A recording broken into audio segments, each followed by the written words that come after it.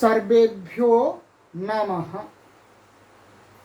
देववाणी संस्कृतम ई गुरुकुलम प्रति भवतीनां च हार्दं स्वागतम। मित्रों, आज हम वैयाकरण सिद्धांत कौमुदी कारक प्रकरणम कक्षा 47 को पढ़ेंगे। ठीक है, अभी तक मैंने आपको 46 कक्षाओं को पढ़ा दिया है और कारक प्रकरण अब समाप्ति की ओर है। इस पूरे श्रृंखला में, इन कक्षाओं में इस वैयाकरण सिद्धांत कौमुदी को विस्तार से पढ़ाया गया है। जो भी पाठक इस संपूर्ण कोर्स को ऑनलाइन पढ़ना चाहते हैं, वे सभी पाठक इस व्हाट्सएप नंबर पर संपर्क करके देववाणी संस्कृतम ऐप पर आराम से अपने घर पर बैठे बैठे पढ़ सकते हैं। इसके अतिरिक्त वैयाकरण सिद्धांत कौमुदी के अन्य प्रकरणों का भी कोर्स तैयार किया जा रहा है। अपत्य प्रकरण है, तद्धित प्रत्ययान्त प्रकरण है, कृदंत प्रकरण, कृदंत प्रत्ययों का जो प्रकरण है उसका कोर्स तैयार किया जा रहा है। हम संपूर्ण वैयाकरण सिद्धांत कौमुदी के मुख्य प्रकरणों का जो आप विद्यार्थियों के लिए, जो अध्यापकों के लिए मुख्य रूप से उपयोगी हो सकता है, उसको तैयार कर रहे हैं। तो आइए मित्रों, ये व्हाट्सएप नंबर है, ये कॉलिंग नंबर है, आप दोनों पर संपर्क करके जानकारी प्राप्त कर सकते हैं। अब हम अपनी कक्षा को पढ़ना आरंभ करते हैं। मित्रों, गत कक्षा में मैंने आपको जो पढ़ाया था उससे आगे पढ़ना आरंभ करते हैं। गत कक्षा में मैंने आपको ये वैयाकरण सिद्धांत कौमुदी का ये 637वां सूत्र पढ़ाया था। आयुक्त कुशलाभ्याम चा सेवायाम, ये क्लियर कर दिया था आपको मैंने। अब हमारा सूत्र आता है 638। सूत्र को देखिएगा। सूत्र है आपका यतश्च निर्धारणम। ठीक है, ये द्वितीय अध्याय के तृतीय पाद का 41वां सूत्र है। इसमें देखिएगा, इसका पदच्छेद मैं यहीं कर देता हूं, सरल है। यताह, ये अव्यय पद है। ठीक है, च, ये भी अव्यय पद है आपका। और ये निर्धारणम प्रथमा विभक्ति एक वचनांत है। तो ये 3 पद हैं, इसके अंदर कोई समास नहीं है। और इसमें ऊपर से षष्ठी और सप्तमी की अनुवृत्ति आ रही है। ठीक है, सप्तम अधिकरणे च सप्तमी की आ रही है और षष्ठी शेषे से षष्ठी की अनुवृत्ति आ रही है। और उसका इसमें अब इसका अर्थ देखिएगा, अर्थ सरल है। आचार्य भट्टो जी दीक्षित महाराज जी कहते हैं कि जाति गुण क्रिया संज्ञा भी समुदायात् एक देशस्य पृथक्करणं निर्धारणं यतः ततः षष्ठी सप्तम्यौ स्तः। ठीक है, अब इसका अर्थ देखिएगा। कहते हैं कि जाति आप जानते हैं, व्याकरण पढ़ रहे हैं, जाति का अर्थ जानते ही हैं। ठीक है, जाति अथवा गुण अथवा क्रिया अथवा संज्ञा, इनके द्वारा समुदायात, ये कोई समुदाय है कई पदार्थों का, उसमें से उसी के एक देश का पृथक करना। ठीक है, एक समुदाय है, कोई समूह है, उसमें से उसके एक भाग को अलग करना, और वो पृथक्करणम, वो क्या है, निर्धारणम। और जो पृथक्करण है वो उस समुदाय में से उसके अंग जो अवयव है, पृथक्करण जो उसका पार्ट है, उसका उसमें से क्या किया जा रहा है, निर्धारण किया जा रहा है। तो यतः माने जिससे निर्धारण किया जाता है। ठीक है, जिससे अर्थात जिसमें से, जिसमें से अर्थात समुदायवाची शब्दों में से, तो उसमें क्या हो जाती है, ततः उससे षष्ठी और सप्तमी दोनों विभक्तियां हो जाती हैं। इसमें प्राप्त क्या थी, इसमें षष्ठी शेषे से षष्ठी प्राप्त थी, तो षष्ठी और सप्तमी दोनों का विधान कर दिया। अब एक एक का अर्थ देखेंगे, पहले जाति का देखेंगे, फिर हम गुण का देखेंगे, फिर हम क्रिया का देखेंगे, ठीक है, और फिर संज्ञा का देखेंगे।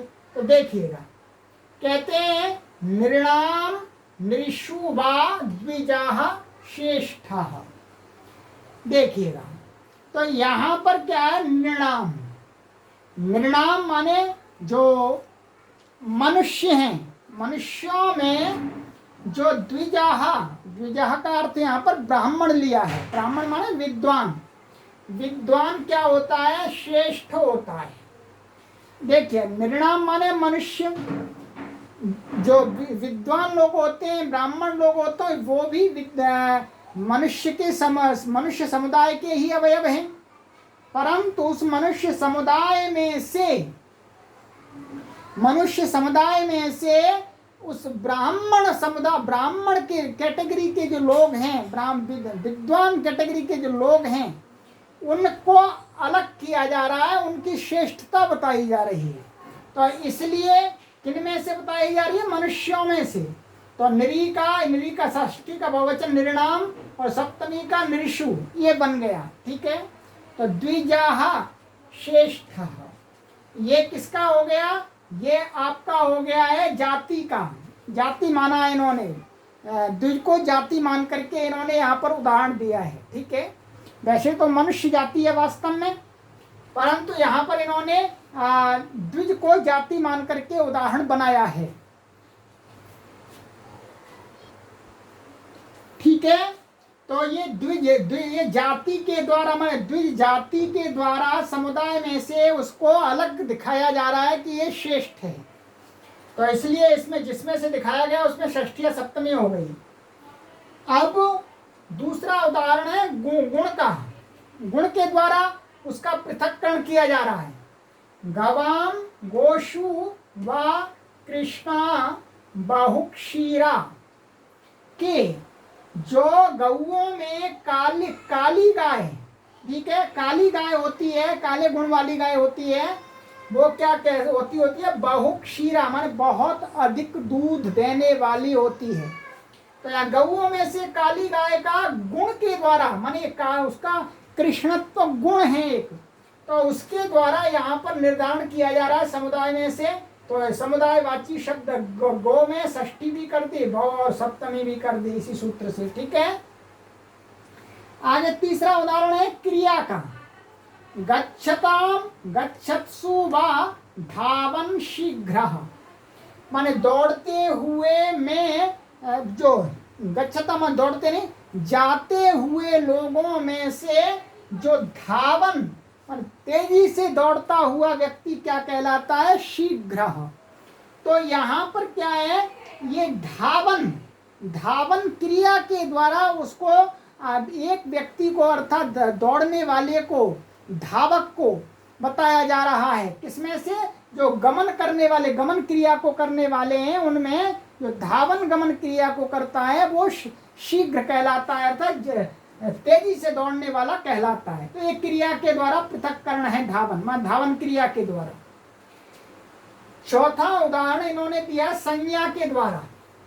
छात्राणाम छात्रेषु वा मैत्रः पटु, यहाँ पर क्या है, छात्रों में मैत्र नाम का जो छात्र है वो चालाक छात्र है। तो यहाँ पर क्या, मैत्र ये संज्ञा है, किसी छात्र का नाम है। तो छात्रों में से मैत्र नाम, संज्ञा नाम के द्वारा उस व्यक्ति विशेष को, उस छात्र विशेष को अलग किया जा रहा है। वो कैसा है, चतुर है। तो छात्राणाम में, छात्रेषु में षष्ठी और सप्तमी विकल्प से हो गई। सरल है, बिल्कुल भी कठिन नहीं है, ठीक है। चलिएगा, अब आगे सूत्र आ रहा है आपका, इसी से संबंधित है, जुड़ा हुआ है थोड़ा सा। 639 पंचमी विभक्ते, सूत्र क्या है, पंचमी विभक्ते, पंचमी ये प्रथमा विभक्ति एक वचनांत है, विभक्ते ये सप्तमी विभक्ति एक वचनांत है। ठीक है, सामान्य कोई समास नहीं है इसमें। ऊपर से यतश्च निर्धारणम की पूरे सूत्र की अनुवृत्ति आ रही है। ठीक है, तो पूरे सूत्र का वो भी अर्थ लगेगा और उसके अलावा इसमें ये साथ में जुड़ेगा। क्या जुड़ेगा अर्थ देखिएगा पहले, तब मैं आपको समझाता हूं। कहते हैं विभागो विभक्तः, विभागः, विभाग शब्द का अर्थ है यहाँ पर विभक्तः। ठीक है, पंचमी विभक्ति तो माने विभाग अर्थात विभक्त, विभक्त मीन्स विभाग। तो ये हुआ। अब देखिएगा इस सूत्र का अर्थ है निर्धार्यमाणस्य यत्र भेद एव तत्र पंचमी स्यात्। यहाँ पर थोड़ा सा इतना है कि यहाँ पर भी निर्धारण किया जा रहा है, परंतु यहाँ पर एक समुदाय में से उसी के अवयव का निर्धारण नहीं किया जा रहा। यहाँ निर्धारण है, यहाँ दो समुदायों में से एक का निर्धारण किया जा रहा है। ठीक है, तो ये कह रहे हैं कि निर्धार्यमाणस्य माने जिसका निर्धारण किया जा रहा है उसका यत्र माने जहां पर अर्थात जिसमें भेद एव माने भेद यहां पर है, माने पूरा एकदम अलग करना है उस समुदाय को, तो वही उसी में क्या हो जाती है तत्र पंचमी स्यात्। उदाहरण में आपको स्पष्ट होगा, देखिएगा निर्धारण यहाँ पर भी है परंतु केवल यह विभाग है। माथुराः पाटलिपुत्रकेभ्यः आढ्यतराः। माथुर माने मथुरा में रहने वाले लोगों का जो समुदाय लोग हैं, और ये पाटलिपुत्र में जो बिहार में पाटलिपुत्र है वहां पर रहने वाले लोग हैं। अब दोनों की जो समुदाय है उनमें से एक समुदाय का दूसरे समुदाय से तुलना की जा रही है, तो विभाग कर दिया माने समुदायों में विभक्त कर दिया। ठीक है, विभाग कर दिया, या विभाग भी है।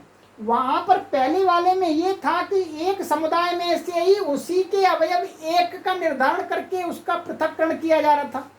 यहाँ पर क्या है कि जिसका निर्धारण किया जा रहा है वह एकदम स्पष्ट भेद है, समुदाय का ही भेद है यहाँ पे। ठीक है, तो माथुराः पाटलिपुत्रकेभ्यः आढ्यतराः, जो मथुरा के लोग हैं वो पाटलिपुत्र के लोगों से आढ्यतर माने धनवान हैं। ठीक है, तो इसलिए पाटली माने किन से तुलना की जा रही है मथुरा वालों की, पाटलिपुत्र वाले लोगों से। ठीक है, तो यहाँ पर आढ्यतरा इसमें पाटलिपुत्र के भ्य में कौन सी विभक्ति कर दी पंचमी। ये षष्ठी और सप्तमी प्राप्त थी उसका ये अपवाद है। यदि विभागीकरण यदि समुदाय का पूरे का विभागीकरण जहाँ पर प्रकट होता है लक्षित होता है वहाँ सप्तमी और षष्ठी नहीं होती है, वहाँ पर क्या होती है पंचमी। बस आपको यही समझना है, सरल है बिल्कुल। ठीक है, अब देखिएगा आगे सूत्र है आपका, सरल सरल सूत्र है सभी।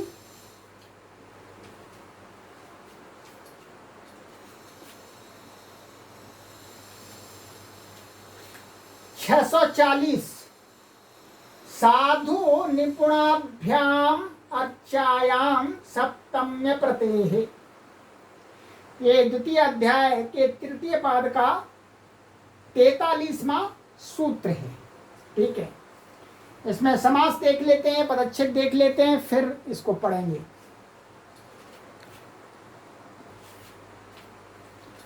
आइएगा पदच्छेद देखिएगा।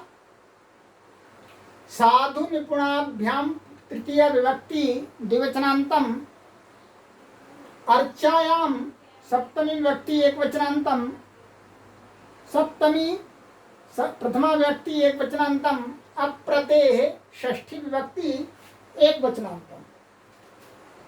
समास है इसके अंदर साधुश्च निपुणश्च साधु निपुणौ ताभ्याम साधु निपुणाभ्याम। तो ये इतरेतर योग द्वंद्व समास है इसके अंदर। और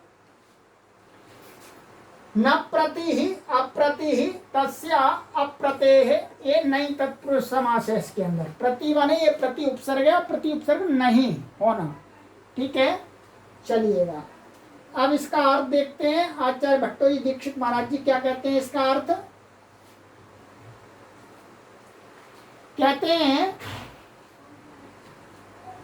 आभ्याम योगे सप्तमी स्यात् अर्चायाम न तो प्रतेः प्रयोगे। कहते हैं आभ्याम अर्थात साधु निपुणाभ्याम शब्दाभ्याम, साधु और निपुण शब्द के योग होने पर, संबंध होने पर क्या है, सप्तमी विभक्ति होती है। कौन सी प्राप्त थी, षष्ठी शेषे से षष्ठी प्राप्त थी, उसका अपवाद है। कब, अर्चायाम, अर्चायाम माने सत्कारे गम्यमाने, माने सत्कार गम्यमान हो रहा हो तो, सम्मान गम्यमान हो रहा हो तो। न तो प्रत्यय प्रयोग, परंतु प्रति का वाक्य में प्रयोग नहीं होना चाहिए, प्रति का योग नहीं होना चाहिए। प्रति माने प्रति उपसर्ग का, उसको छोड़ करके होता है। जैसे मातारी साधुर निपुणो वा, तो इसका अर्थ माता के प्रति साधु अथवा निपुण वो सज्जन है। कोई बालक है वो अपनी माता के प्रति साधु है, अपनी माता के प्रति साधु है केवल। ठीक है, आप कहते हैं आचा अर्चायाम किम। ठीक है, अर्चायाम किम, अर्चायाम ये सूत्र में क्यों पढ़ा हुआ है, तो कहते हैं निपुणो राज्यो भृत्याः। अर्चायाम का माने सम्मान की दृष्टि, सम्मान गम्यमान हो रहा हो तो। यहाँ पर क्या है, निपुण शब्द है, ठीक है, परंतु अर्चा नहीं है, अर्चा नहीं है। यहाँ पर राजा का जो भृत्य है वो निपुण है, बस सामान्य निपुण है, सबके प्रति निपुण है। वो किसी के प्रति सम्मान दिखा रहा है ऐसा नहीं है, वो निपुण है। यहाँ अर्चा नहीं है इसमें। और यहाँ पर क्या है, जो बालक है वो अपनी माता के प्रति सम्मान का भाव रखते हुए माता के प्रति अनुकूल होता है, श्रेष्ठ व्यवहार करता है, सबके प्रति नहीं है। यहाँ उसी को कहा निपुणो राज्यो भृत्याः, यह तत्व कथने तात्पर्यम। यहाँ तो क्या है, जो राजा का नौकर है उसका स्वभाव ही है कि सबके साथ में अच्छा व्यवहार करना, निपुणता के साथ में। ठीक है, परंतु यहाँ पर जो पुत्र है उसका सबके प्रति नहीं, जो माता के प्रति है। ठीक है, तो इसलिए यहाँ पर अर्चा गम्यमान नहीं है। ठीक है, यहाँ तो तत्व कथने, तत्व कथने का अर्थ है यहाँ तो स्वभाव के कथन में ही यहाँ पर तो ये निपुण शब्द भृत्य का विशेषण बन रहा है। भृत्य का तो, नौकर का तो स्वभाव ही होता है जी निपुणता से कार्यों को करना। ठीक है, नहीं तो राजा नाराज हो जाएगा, काम खराब हो जाएगा। तो तात्पर्यम, यहाँ तो क्या है, यह तत्व कथने तात्पर्यम, यहाँ तो उसका स्वभाव के कहने में ही तात्पर्य है। अब अच्छा, यहाँ कहा था अप्रति, कहा था प्रति को छोड़ करके। तो ये आचार्य कात्यायन महाराज जी कहते हैं अच्छा ऐसा कीजिएगा जी कि आप प्रति अकेले को नहीं, ऐसा कहिएगा अप्रत्याधिभिरिति वक्तव्यम। क्या प्रति आदि और भी कुछ उपसर्ग हैं, उनका योग में भी नहीं लगता, उनको छोड़ करके साधु और निपुण शब्द के योग में सप्तमी होती है। उदाहरण देते हैं, साधुर निपुणो वा मातरम प्रति परिअनुवा। तो यहाँ पर प्रति का प्रयोग हो गया, परि का हो गया, अनु का हो गया। ठीक है, इनकी कर्म प्रवचनी संज्ञा हो जाती है, इसलिए यहाँ पर द्वितीय हो जाती है। तो यहाँ पर सप्तमी नहीं होगी, यहाँ पर क्या हो रही है, द्वितीया विभक्ति हो रही है। कर्म प्रवचनीय युक्त द्वितीया, तो इनकी कर्म प्रति संज्ञा हमने खूब पढ़ाई थी आपको। चलिएगा, तो ये हुआ आपका सामान्य, ठीक है। अब आ जाइएगा, आगे सूत्र है, सरल सूत्र है, कठिन नहीं है।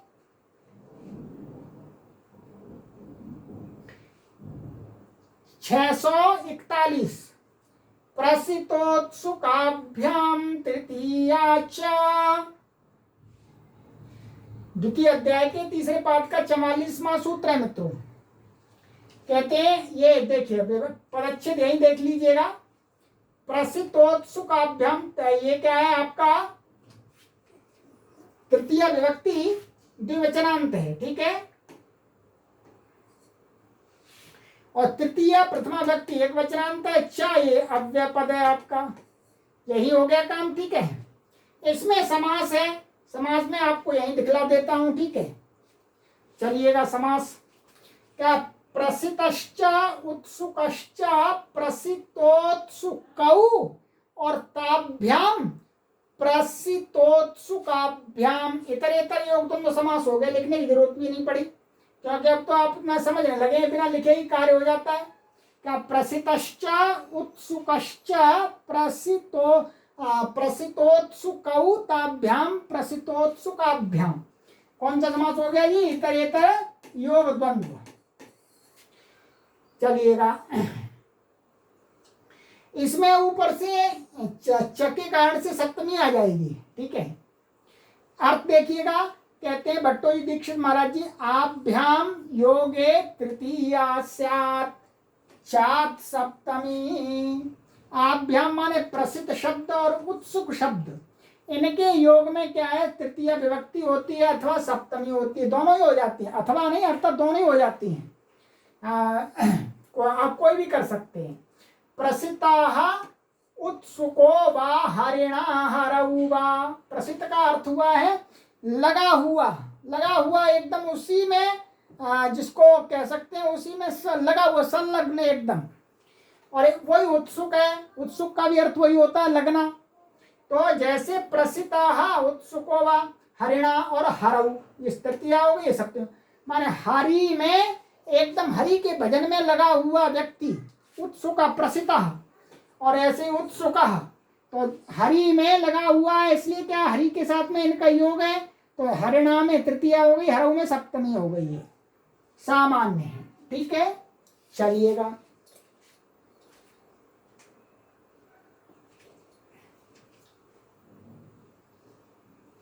चलिए मित्रों, तो आज की कक्षा में हमने ये आपको 4 सूत्र पढ़ा दिए इसमें, तो 4 सूत्रों को पढ़ते हैं। आगे की कक्षा में मैं आपको ये कुछ सूत्र हैं उनको पढ़ाऊंगा। नक्षत्र चलुपी है आपका, अब ये समाप्ति की ओर है, ठीक है।